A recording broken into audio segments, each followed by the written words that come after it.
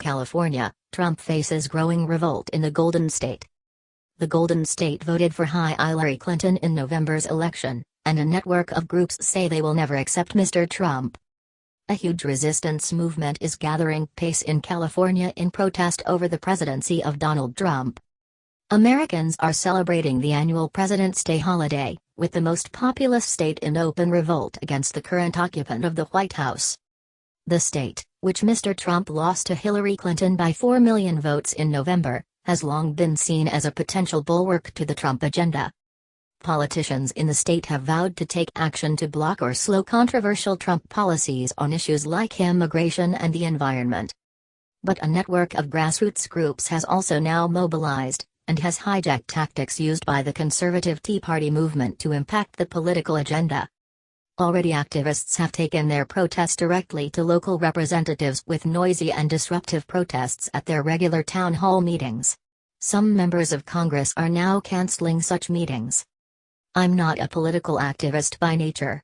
It is not something I want to be doing, but I feel like I have to be doing it, and I think that everybody feels that way," said Tia Twenge.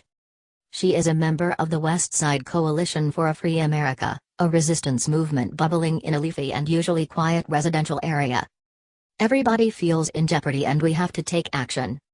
Her fellow member Patty Schiff added, "With Donald Trump's inauguration and presidency, he is divisive and he's destroying everything that personally I have held precious."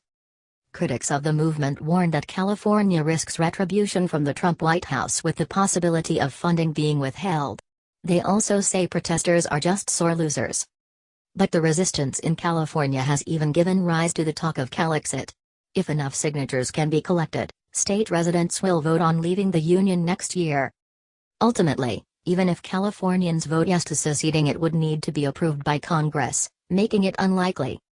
Seema Mehta, political writer at the Los Angeles Times, said, "We'd have to have the other states approve it, and California is the 6th or 7th largest economy in the world. So if the US were to lose California, this would be an enormous problem. To lose Silicon Valley and Hollywood, the rest of the country is not going to let us go." But people enjoy talking about it because culturally it feels very different to a lot of the country right now. Mr. Trump did win one small district in Beverly Hills, a place where he also owns a house, but the resistance movement has even reached that swanky part of town. The resistance is important because there's a lot of things that are questionable that he's continuing to do, a lot of things that are illegal or unethical, said Katie Siegel. "We have to say something." Little Marvin put it more bluntly, "I think the only sane response is resistance." But Trump voter Matt Temple says people who share his political views are being silenced in California. What does he say to the resistance movement? "I can't say a word because I live in LA. It would jeopardize my job." Mr. Trump admitted recently that his big early ambition was to be a Hollywood movie mogul. It might have made him more popular than his eventual career direction.